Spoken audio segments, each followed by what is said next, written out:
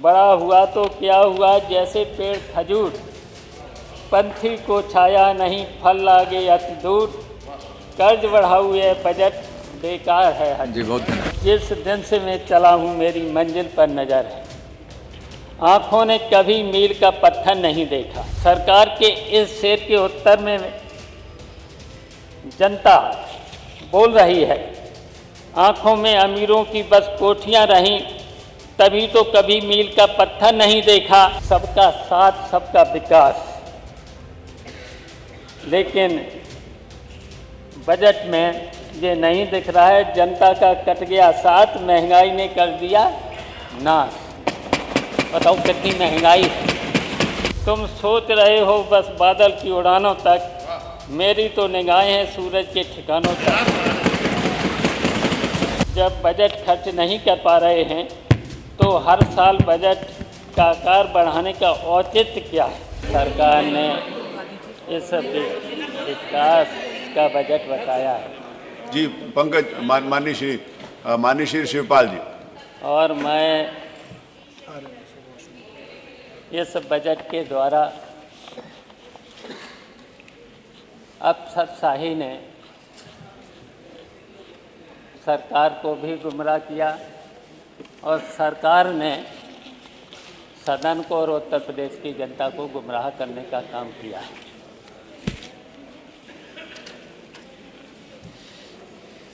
और इस बजट का आकार 8,08,736 करोड़ 6 लाख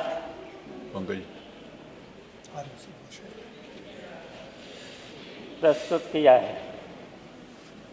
और 2024-25 में के बजट से 9.8% अधिक है। और 2024-25 में भी लगभग 7 लाख कुछ रखा गया था। लेकिन माननीय अध्यक्ष जी, पिछले बजट में 24 और 25 के बजट में जो बजट 7 लाख से ऊपर रखा गया था और किसी भी विभाग में 50-55% से ज़्यादा बजट खर्च नहीं किया गया था। और मुझे तो यही लगता है, वैसे तो ये बजट और जो जनता, जो सरकार बार बार कहती है कितना बड़ा बजट, और इतना बड़ा बजट, मैं तो यहाँ पर ये भी कहना चाहता हूँ, इस सरकार ने जनता पर तमाम टैक्स लगा करके, और यहाँ तक कि जो गरीब है, मध्यम वर्ग के लोग हैं, यहाँ तक कि मजदूरी करने वाले लोग हैं, जिनको 5-5 हज़ार, 6-6 हज़ार, 7-7 हज़ार रुपया मिलता है, उन पर भी टैक्स लगा दिया है जीएसटी के माध्यम से। और जबकि 5 हज़ार, 6 हज़ार, 7 हज़ार, और जो अभी बात चल रही है आउटसोर्सिंग, और अभी तक आउटसोर्सिंग में जो 14,500 सरकार की तरफ से मिलना चाहिए था, वो कितना मिल रहा है? 8,000, 8,500। तो सरकार ने उनकी तरफ ध्यान क्यों नहीं रखा? अच्छा ये बताइए, 8,500 में वैसे तो 14,500 उनको मिलना चाहिए था, 14,500 की जगह 8,500।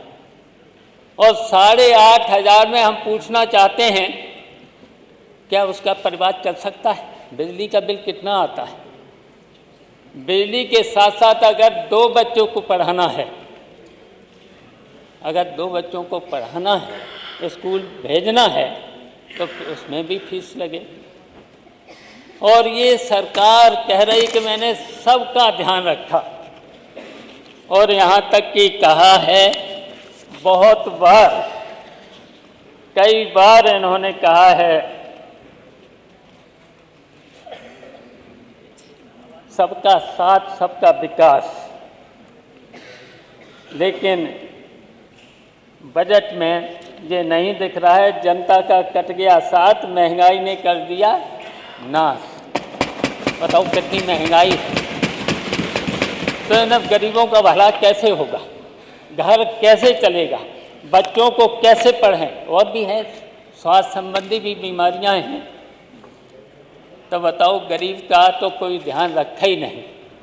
और यहाँ तक कि किसानों की बहुत उपेक्षा, किसानों की कितनी उपेक्षा, और किसानों के साथ साथ पिछड़े वर्ग के लोगों की उपेक्षा, दलितों की उपेक्षा, अल्पसंख्यकों की उपेक्षा। इस सरकार ने कितने लोगों की उपेक्षा की है। तो हम कहना चाहते हैं हमारे वित्त मंत्री जी ने जब उस समय बजट प्रस्तुत किया था, उन्होंने एक शेर पढ़ा था। शेर तो याद ही होगा सब लोगों को, जिस दिन से मैं चला हूँ मेरी मंजिल पर नज़र है, आँखों ने कभी मील का पत्थर नहीं देखा। ये तो पढ़ा था जी। सरकार यदि राह सूचक मील का पत्थर देखती तो उसे पता चलता कि यह उल्टी दिशा की ओर चल रही है। सरकार के इस शेर के उत्तर में जनता बोल रही है, आँखों में अमीरों की बस कोठियाँ रहीं, तभी तो कभी मील का पत्थर नहीं देखा। सच यह सुने हजूर, खुशियाँ हैं बहुत दूर, अपने पिछड़े दलितों अल्पसंख्यकों का घर नहीं देखा।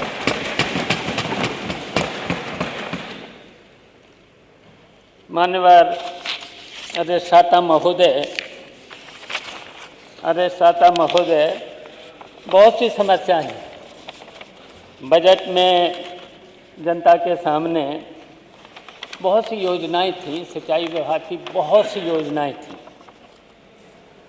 मध्य योजना कितने समय से अधूरी पड़ी है, इस बजट में कोई ध्यान नहीं रखा गया है, जिससे पश्चिमी उत्तर प्रदेश में सिंचाई भी हो सकती थी। करीब 30-35 साल हो गए हैं, डैम भी बन गया है। अब किसानों की सिंचाई के लिए इस बजट में रख देना चाहिए था। बाढ़ सागर योजना हमने पूरी कर दी थी। अब पता लगा लीजिएगा, मिर्ज़ापुर और पूर्वांचल में पानी उस तरीके का नहीं जाता, उसमें भी व्यवस्था कर देते। जहाँ जहाँ अधूरी योजना है उसे पूरा करा देते। कन्हर योजना अभी तक अधूरी पड़ी हुई है, बहुत पुरानी है। इसी तरीके से पूर्वांचल में सरयू परियोजना से 8 जिले पूर्वांचल के सिंचाई में थे, उद्घाटन भी हो गया। 95% तो मैंने ही पूरा करा दिया था, लेकिन उसका उद्घाटन हो गया, लेकिन अभी तक पानी नहीं जा रहा है। बुंदेलखंड में जलाशय डैम मैंने कई बनवा दिए थे। मैंने देखा कि 2 साल तो उसमें कोई दिक्कत नहीं आई है बुंदेलखंड में पानी की, लेकिन क्या उन जलाशयों के लिए इस बजट में रख दिया गया होता? तो इसलिए मैंने कहा किसानों की चिंता नहीं है, गरीबों की चिंता नहीं है। विद्युत व्यवस्था में अभी मंत्री जी बोल तो रहे थे, बहुत कुछ कर दिया है। उन्होंने कहा कि जिला स्तर पर 24 घंटे, तहसील स्तर पर 22 घंटे और संपूर्ण गांव में 20 घंटे। हम तो यही मंत्री जी अगर सामने होते तो कम से कम गांव में 10 घंटे रात को, 10 घंटे दिन में बिजली दे दो, इतना ही बिजली दे दो। अगर इतना नहीं दे पाते हो तो कम से कम 8 घंटे दिन में, 8 घंटे रात को, ये व्यवस्था होना चाहिए। ट्रांसफार्मर, हम तो जान रहे हैं कि ट्रांसफार्मर सही है कि थोड़ा सा सुधार हुआ है, लेकिन जो कह रहे थे मंत्री जी कह रहे थे उतना सुधार अभी नहीं है। इतना देखिए विजिलेंस के द्वारा, और विजिलेंस के साथ साथ यहाँ तक कि लाइनमैन भी फ़ोटो खींच लेता है, और जो कि फ़ोटो खींच करके वहाँ का जेई जाता है सीधे थाने में एफआईआर। पहले तो सेटिंग करते हैं, अगर सेटिंग करते हैं कि अगर उन्हें 15,000 20,000 रुपये की अगर सेटिंग हो जाती है तो एफआईआर नहीं होगी। ये चल रहा है जनता के साथ, लेकिन यहाँ तो बड़ी बड़ी बातें इस तरीके की हो गई। ये लगता है कि ये सब बजट ने और 2024-25 के बजट ने शायद दुनिया में सबसे नंबर 1 उत्तर प्रदेश कर दिया है। ये बढ़-चढ़ के बातें हो रही हैं, और जबकि ऐसा नहीं है। आज भी अर्थव्यवस्था में उत्तर प्रदेश 32वें स्थान पर है, केवल बिहार पीछे है इससे। लेकिन यहाँ लगता है कि उत्तर प्रदेश नंबर 1 पर हो गया है। तो इस तरीके की ये बातें चल रही हैं। और अधिष्ठाता महोदय, क्योंकि समय कम है, बातें तो बहुत सी थीं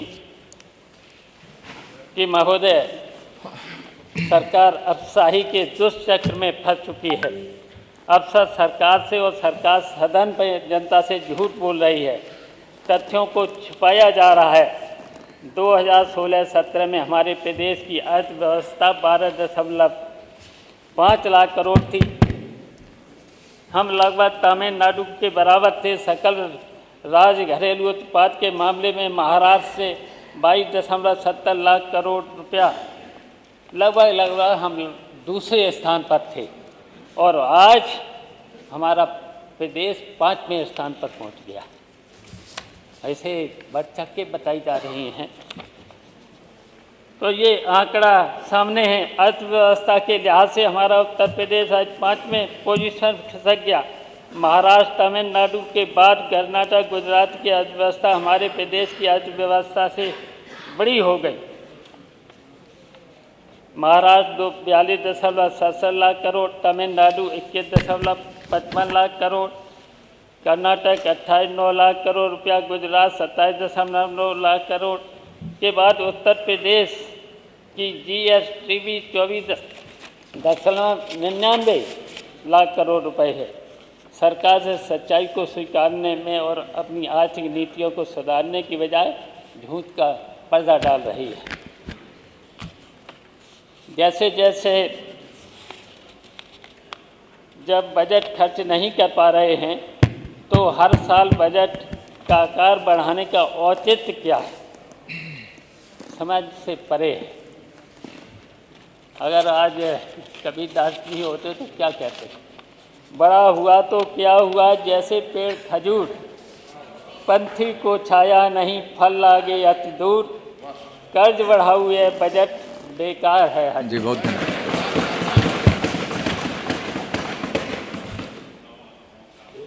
अध्यक्ष महोदय, हमारा उत्तर प्रदेश प्रति व्यक्ति की आय की दर से 32वें स्थान पर है। उत्तर प्रदेश की औसत आमदनी नीति आयोग के अनुसार 3,514 रुपया है। आर्थिक सर्वेक्षण के अनुसार 96,000 कुछ रुपए है।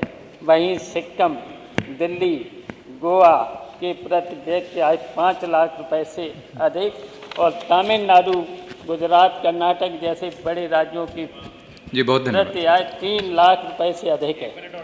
मान्यवर, मेरी चिंता है कि हमारे देश प्रतिदिन तुलना में पिछड़ता चला जा रहा है। अभी तो समय है मेरा, नहीं हो गया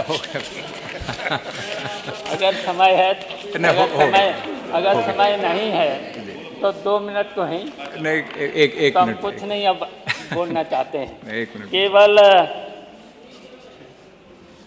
तुम सोच रहे हो बस बादल की उड़ानों तक, मेरी तो निगाहें हैं सूरज के ठिकानों तक। ये वित्त मंत्री की शायरी। तो ये शायरी सुनकर मुझे लगता है खुद को आसमान से उड़ता हुआ बाज समझ रहे हैं, लेकिन हकीकत यह है कि ज़मीन पर जनता बदहाली से करहा रही है। आपकी निगाहें सूरज के ठिकानों तक होंगी, पर क्या यह बताने की जहमत उठाएंगे कि प्रदेश का किसान कब तक सूखे खेतों को ताकता रहेगा, एवं कब तक बेरोजगारी की तपती धूप में भटकते रहेंगे, महिलाएं कब तक असुरक्षा की काली रातों में जीती रहेंगी। जी बहुत धन्यवाद। आप बादलों की उड़ान और सूरज की रोशनी की बात कर रहे हैं, पर क्या यह सच नहीं कि प्रदेश के विकास की योजनाएं हर बार वादों के बादलों में घिरी जाती रहीं।